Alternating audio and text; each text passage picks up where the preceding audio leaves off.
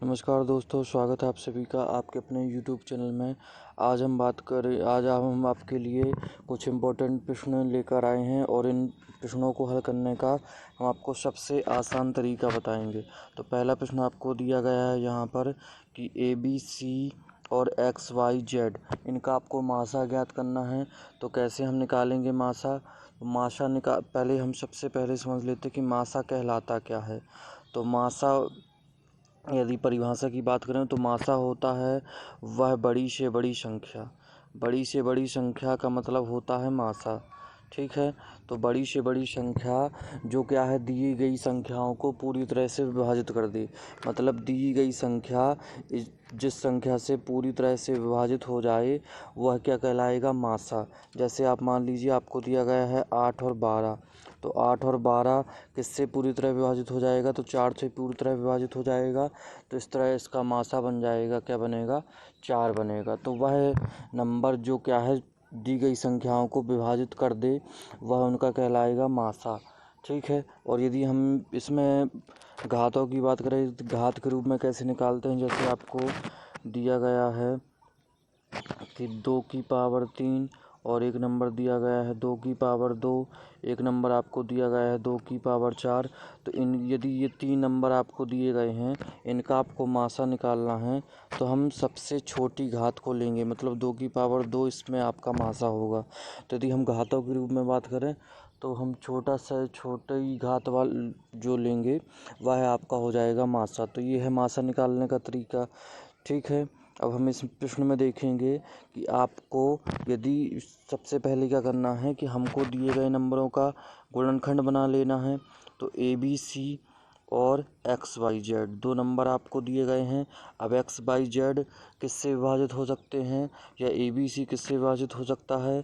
तो ये केवल 1 से विभाजित हो सकता है और ये भी केवल 1 से विभाजित हो सकता है। मतलब दोनों क्या हैं, ये 1 से ही विभाजित हो सकते हैं और किसी से विभाजित नहीं हो सकते। जैसे आप मान लीजिए आपको दिया गया है 5 और 7, तो ये क्या है, 5 किससे विभाजित होगा?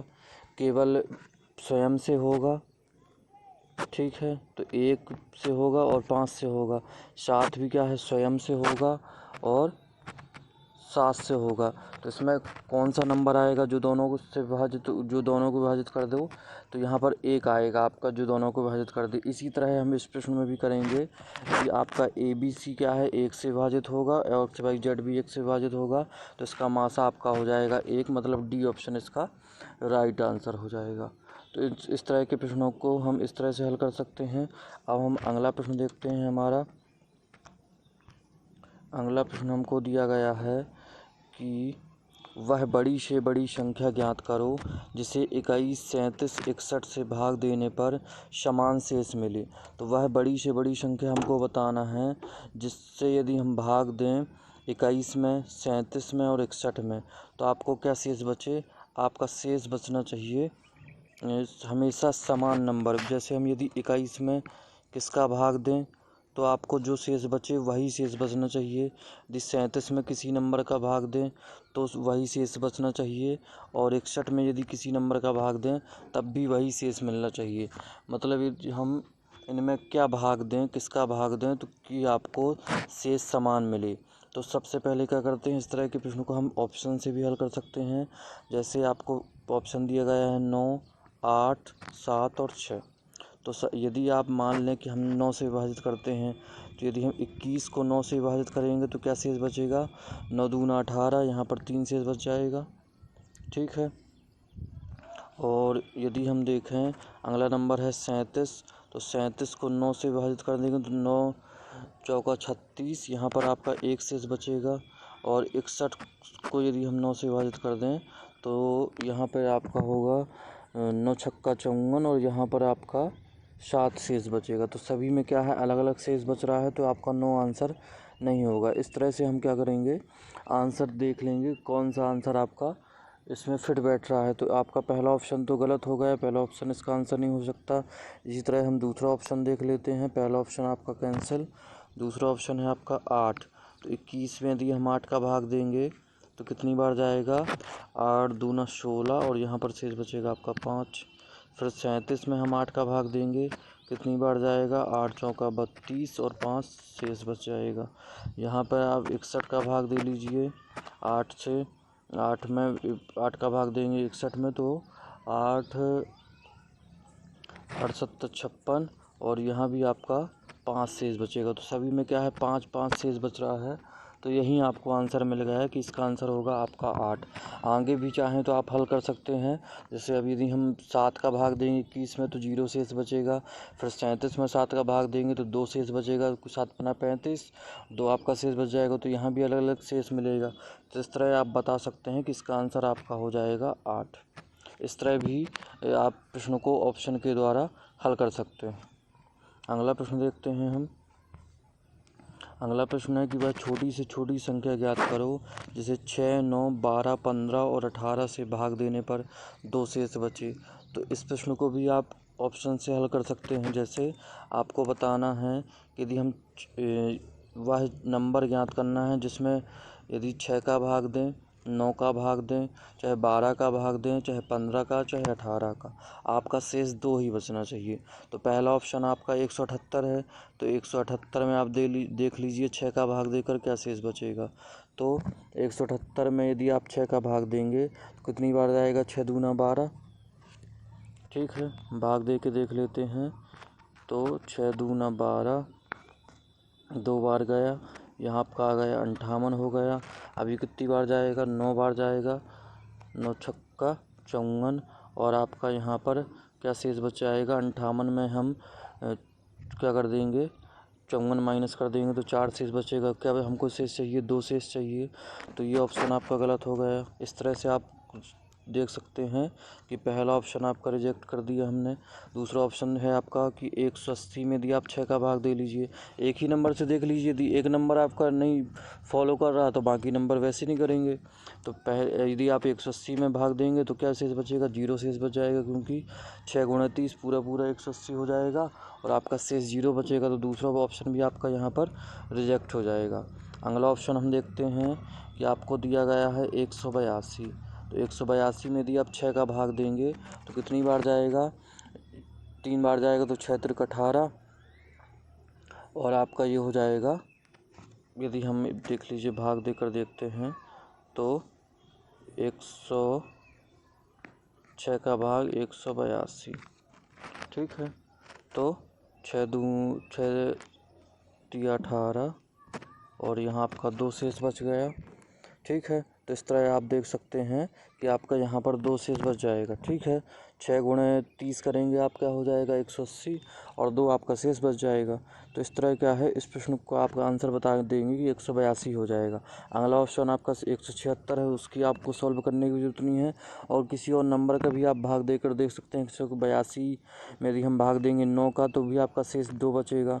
तो इस तरह आप इसका आंसर बता सकते हैं कि इसका आंसर आपका हो जाएगा 182। तो इस तरह के प्रश्न को आप इस तरह भी हल कर सकते हैं। और इसका एक सेकंड विधि और बन सकती है। इसमें सेकंड विधि यदि आप इसमें देखें तो हम क्या कर सकते हैं कि 6, 9, 12, 15 और 18 जो आपको दिए गए हैं इनका आप निकाल 12, 15 और 18 जो आपको दिए गए हैं इनका आप निकाल लीजिए एलसीएम। ठीक है, छोटी से छोटी संख्या ज्ञात करनी तो छोटी से छोटी संख्या ज्ञात करने के लिए हम एलसीएम निकालते हैं और जो भी एलसीएम आता है उसमें आप 2 जोड़ दीजिए तो आपका आंसर इस तरह भी मिल जाएगा। तो इस तरह भी आप यदि इनका एलसीएम निकालेंगे तो एलसीएम निकालने के लिए आप चाहें इन सब में क्या देख लीजिए जो कट रहे हों उनको आप हटा सकते हैं।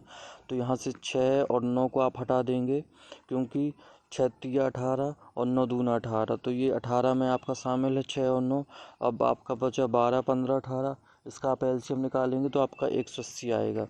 ठीक है, और 180 में आप 2 जोड़ देंगे तो 182 आएगा। तो इस तरह भी आप एलसीएम निकाल के 2 जोड़ के भी इसका आंसर निकाल सकते हैं। ठीक है, अगला प्रश्न देखते हैं हम चौथे नंबर का। 4th नंबर का प्रश्न है हमारा कि वह छोटी से छोटी संख्या ज्ञात कीजिए जिसमें क्या है 5, 7, 11, 13 से भाग देने पर 2, 4, 8 और 10। तो इसमें अलग अलग कंडीशनें दी गई हैं कि कोई नंबर आपको ज्ञात करना है जिसमें आप क्या है 5 का भाग दें। जैसे मान लीजिए हमने माना कि x है वह नंबर, तो x में यदि आप 5 का भाग दें तो आपका शेष 2 बचना चाहिए। और यदि आप उसमें 7 का भाग दें तो आपका 4 शेष बचना चाहिए। और यदि आप उसमें 11 का भाग दें, ये जो नंबर दिए गए हैं इनका आपको भाग देना है और शेष आपका ये बचना चाहिए जो क्रम से 2 4 6 8 दिया गया है। तो यहाँ पे आपका 8 शेष बचना चाहिए। आगे यदि आप 13 का भाग दें तो आपका 10 शेष बचना चाहिए। तो इस प्रश्न में आप क्या कर सकते हैं कि आप यदि देखेंगे कि 5 और 2 जो आपका दिया गया है, यहाँ पर 5 और 2 इनके बीच का अंतर, यदि 5 में से आप 2 को माइनस करेंगे तो आपका क्या मिलेगा, 3 मिलेगा। और यहाँ पर 7 और 4 दिया गया है, 7 में आप 4 का माइनस करेंगे तो भी आपका 3 मिलेगा। और 11 में आप 8 का माइनस करेंगे तो भी आपका 3 मिलेगा। 13 में आप 10 का माइनस करेंगे तो भी आपका 3 मिलेगा। तो सभी में क्या है, तो यहाँ पर आपने देखा कि सभी में क्या है कि आंसर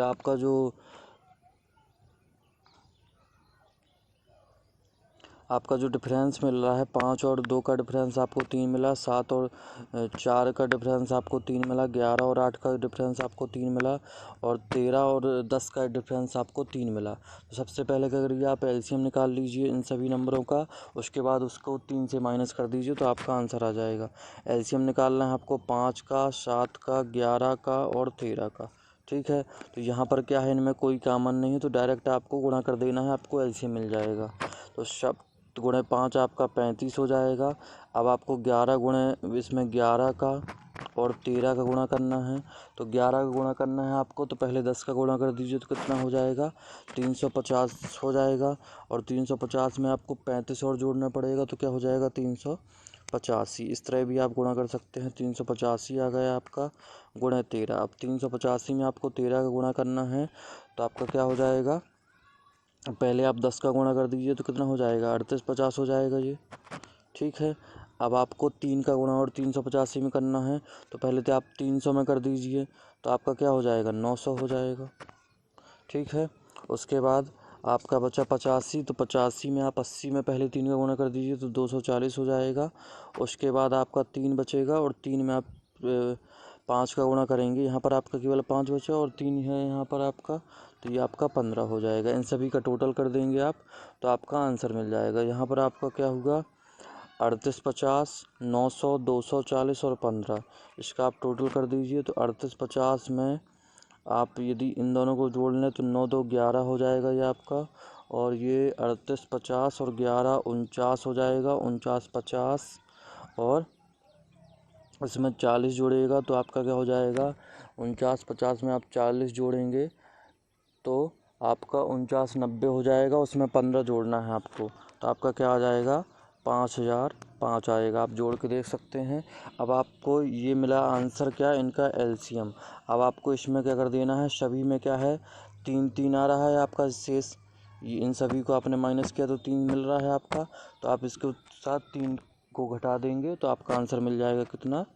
तो अब आपको एलसीएम इनका मिल चुका है 5005 माइनस हम लिख देंगे 3, तो आपका हो जाएगा 5002, क्योंकि आपको सभी में क्या है यहाँ पर माइनस करने पर 3 मिल रहा था, तो आप क्या करेंगे 3 का माइनस कर देंगे तो इसका आंसर आपका बी ऑप्शन सही हो जाएगा। ठीक है, अब देखते हैं हम अगला प्रश्न। इस तरह अगला प्रश्न है आपका कि बड़ी से बड़ी संख्या ज्ञात करो जिसे 122 और 243 से भाग देने पर क्रमशः 2 और 3 शेष बचे।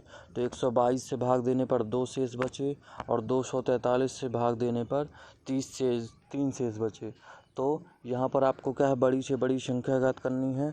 तो बड़ी से बड़ी संख्या हम निकालते हैं कैसे, HCF द्वारा, यानी महत्तम समावर्तक द्वारा। तो सबसे पहले आप इसमें क्या कर सकते हैं कि 122 में आपका क्या शेष बचे, 2 शेष बचे, तो 122 माइनस 2 कर सकते हैं आप, तो क्या बचेगा आपका 120 यहाँ पर बचेगा, और 243 माइनस आप 3 कर देंगे तो आपका 240 बच जाएगा। जो शेष बच रहा था उसने आपने उसको घटा दिया। अब आपको 120 और 240 का निकाल लेना है HCF। ठीक है, तो इसका आप HCF निकाल लीजिए इन दोनों का, तो इनका HCF आपका बनेगा 120। ठीक है। 120 गुणे 2 और 120 गुणे 1 हो जाएगा, तो क्या आपका कॉमन आएगा, 120 कॉमन आ जाएगा, तो आपका HCF हो जाएगा इसका 120। तो आंसर आपका ये हो जाएगा इसका 120। इस तरह आप इस प्रश्न को हल कर देंगे। अगला प्रश्न देखते हैं कि आपको दो संख्याओं का मासा 21 और 84, यदि संख्याओं का अनुपात 1 और 4 का अनुपात है तो बड़ी संख्या ज्ञात कीजिए। आपको मासा दिया गया है दो संख्याओं का, ठीक है, और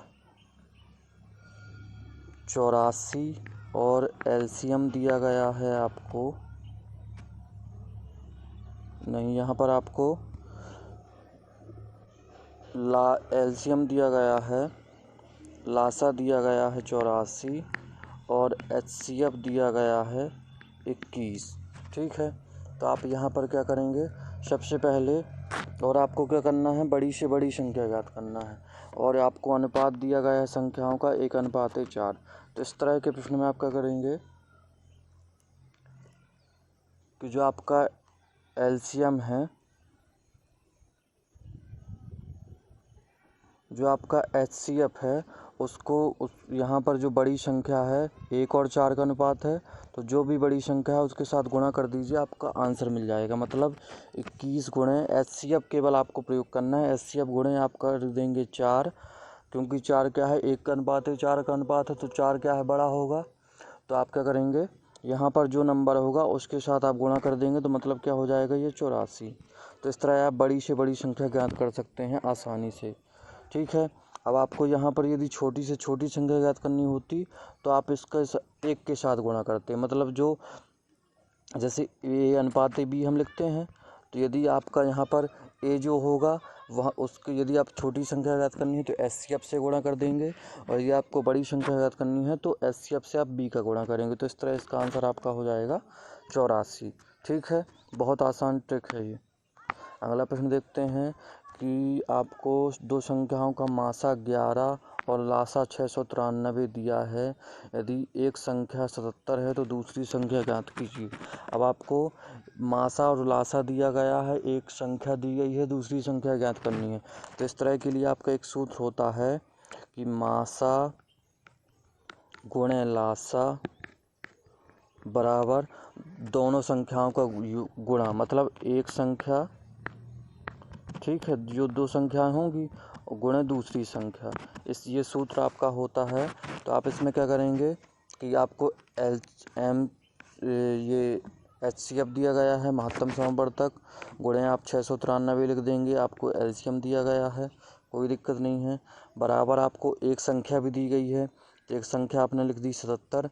अब एक संख्या ज्ञात करनी है, उसको आपने मान लिया X। तो यहाँ पर इस सूत्र का प्रयोग करके आप ये प्रश्न हल कर सकते हैं आसानी से। अब आप देखिए, यहाँ 11 और 77 कट जाएगा, तो यहाँ आपका 7 बचेगा, कोई दिक्कत नहीं। तो आपका क्या हो गया, ये हो गया आपका 693 बराबर 7x। अब आपको यदि x की वैल्यू ज्ञात करनी है तो क्या मिलेगा आपको, 693 बटा हो जाएगा आपका 7, ठीक है। अब 693 में आप 7 का भाग दे दीजिए, आपको आंसर मिल जाएगा। तो कितनी बार जाएगा यहाँ पर भाग, तो 693 भागे हमको करना है 3, तो कितनी बार जाएगा, 9 7 63, ठीक है। तो यहाँ पर आपको मिलेगा, यहाँ पर आपको मिल जाएगा 9। अब आपका क्या बचा, 63 आपका चला गया, तो यहाँ पर आपका बचेगा 6, ठीक है। और आपका 6 और 3 फिर 63 बन जाएगा, तो कितनी बार जाएगा, 9 7 63। तो इसका आंसर आपका हो जाएगा 99। इस तरह आपने क्या है, दो संख्या ज्ञात करनी थी, दूसरी संख्या, एक संख्या दी गई है, और HCF और LCM भी दिया गया है। तो आप इस तरह इस सूत्र का प्रयोग करके हल कर सकते हैं इस प्रश्न को, ठीक है। अगला प्रश्न देखते हैं हम कि दो संख्याओं का मासा और लासा दिया गया है आपको। यदि एक पहली संख्या को 2 से भाग दिया जाए तो शेषफल 44 आता है, तो दूसरी संख्या ज्ञात कीजिए। यहाँ पर भी आपको क्या दिया गया है, यहाँ पर आपको HCF दिया गया है 44 और LCM दिया गया है 264। अब आपको क्या ज्ञात करना है कि पहली संख्या को 2 से भाग देने पर 44 आता है। तो यदि किसी संख्या में हम 2 से भाग देते हैं 44 हमको मिलता है, तो वो संख्या क्या होगी? 44 गुणे 2। तो हम क्या करेंगे? 44 में 2 का गुणा कर देंगे। तो पहली संख्या भी आपको यहाँ पर मिल गई। पहली संख्या आपकी क्या मिल गई? 44 गुणे 2 मतलब 88। अब आपको दूसरी संख्या ज्ञात करनी है, यही सूत्र आप लगा देंगे। तो क्या होगा यहाँ पर? 44 गुणे 264। यहाँ आपने समझा कि कैसे पहली संख्या निकली। तो क्या है, किसी संख्या में 2 का भाग दिया गया तो 44 आया। उसने बताया कि पहली संख्या में 2 का भाग देने पर 44 आता है। तो 44 गुणे 2 आपकी पहली संख्या हो जाएगी, मतलब 88। और बराबर में आप यहाँ लिख देंगे 88 गुणे x, मतलब x हमको ज्ञात करना है, मतलब दूसरी संख्या ज्ञात करनी है। यहाँ भी आप इनको हल कर दीजिए। तो 44 गुणे 44 दूना 88, तो यहाँ आपका 2 आ जाएगा। 44 से हमने 88 को काट दिया। अब आपको x की वैल्यू ज्ञात करनी है। तो x बराबर आपका क्या हो जाएगा? 264/2। ठीक है, ये 2 इस तरफ पश्चात हो जाएगा और यहाँ पर आपका आ जाएगा 132। 132 दूना 264। तो आपका आंसर हो जाएगा, यहाँ पर आपका आंसर हो जाएगा 132। इस तरह आप इस प्रश्न को हल कर देंगे। अगला प्रश्न देखते हैं 9th नंबर का। 2 संख्याओं का योग आपको दिया गया है 36 है। 2 संख्याओं का योग आपको दिया गया है 36 है। उनका मासा आपको दिया गया है 4 है। तो इस प्रकार की संख्याओं के कितने युग्म संभव है? अब आपको 2 संख्याओं का क्या दिया गया है? योग दिया गया है 36, मासा दिया गया है 4। तो इस प्रकार की संख्याओं के कितने युग्म बनाए जा सकते हैं, आपको ये बताना है। ठीक है, तो 2 संख्याओं का योग मान लीजिए कि आपको यहाँ पर 36 पता है कि योग आएगा इनका 36। ठीक है, और इसका मासा आपको पता है 4। आपने मान लिया। सबसे पहले हम मान लेंगे यहाँ पर आपकी संख्याएं हैं a और b है संख्या। ठीक है, युग्म कैसे बनता है संख्याओं का? जैसे x और y हमने लिख दिया, 1 और 2 हमने लिख दिया। इस तरह से युग्म हमको बनाना है कि कितने युग्म बनेंगे। सबसे पहले हमने क्या किया कि हमने मान लिया कि एक संख्या a है, एक संख्या b है। यदि आपको मासा दिया गया है क्या 4, तो क्या हो जाएगी आपकी संख्या? एक 4a हो जाएगी और 4b हो जाएगी। आपका ने क्या किया, चारों दोनों में 4 का गुणा कर दिया। तो आपकी एक संख्या बन गई 4a और एक संख्या बन गई 4b। अब आपको मालूम है कि 4a + 4b बराबर आपको दिया गया है 36। ठीक है, यहाँ हम लिख देते हैं कि अब हमको पता चल गया कि 4a + 4b बराबर आपका है 36। तो आपको a + b बराबर कितना मिल जाएगा? a + b आप बता दीजिए कितना मिल जाएगा।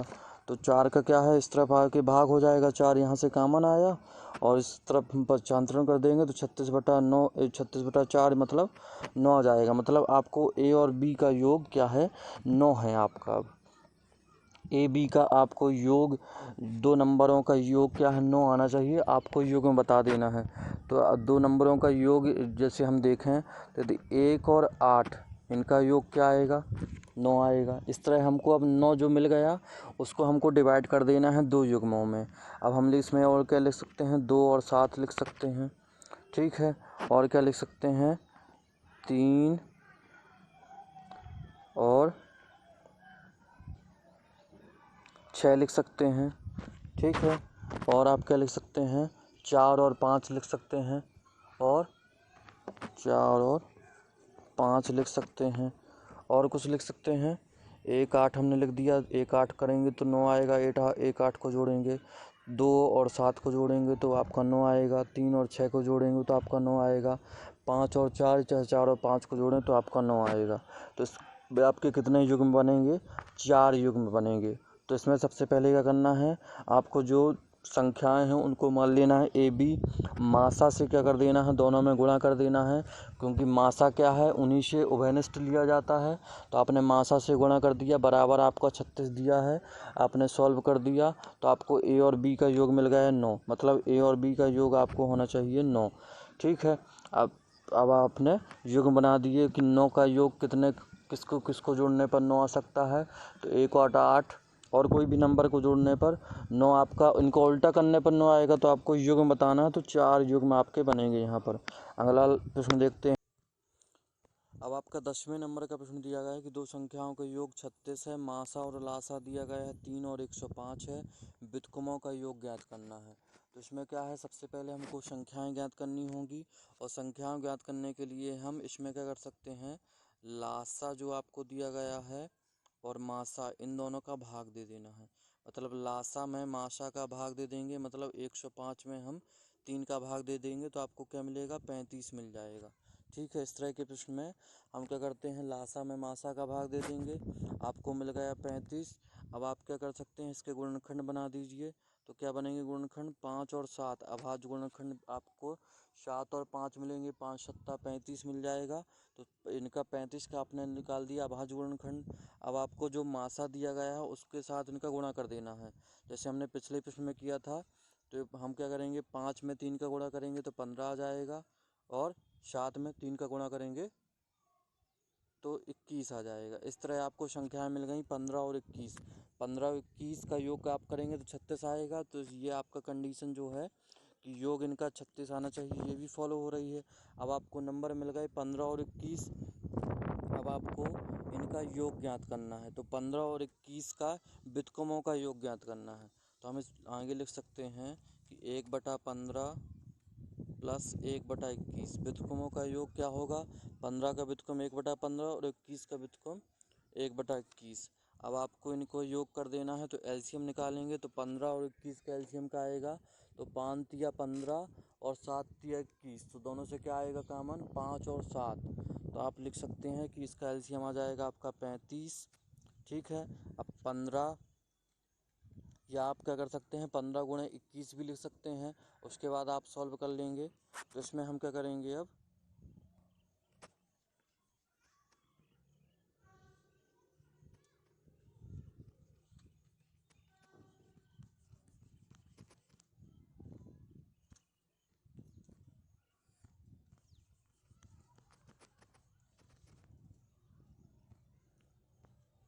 तो आपको क्या संख्या मिली, 1/15 और 1/21। आपको इनका योग ज्ञात करना है। सबसे पहले क्या करना पड़ेगा कि आपको इनका एलसीएम निकालना पड़ेगा। तो आप या तो 15 गुणे 21 भी लिख सकते हैं। ठीक है, और उसके बाद आप 21 यहाँ लिख देंगे। अब इनका क्या होगा, इसका भाग करेंगे 15 में, आपको योग करना है सिंपल इनका। तो यहाँ पर क्या होगा, 15 और 21 में आप 15 का भाग देंगे, 21 बचेगा। यहाँ आपका आ जाएगा 21, और यहाँ आ जाएगा आपका प्लस में 15। इनका योग कर दीजिए तो कितना होगा, 21 प्लस 15 आपका क्या होगा जाएगा 26, और 10 36। तो ये हो जाएगा आपका 36/15 गुणे 21। ठीक है, और आप इसको अब सॉल्व कर दीजिए। तो कैसे, ये 36 से आपको काटना है 15 और 21 को, कैसे कटेगा,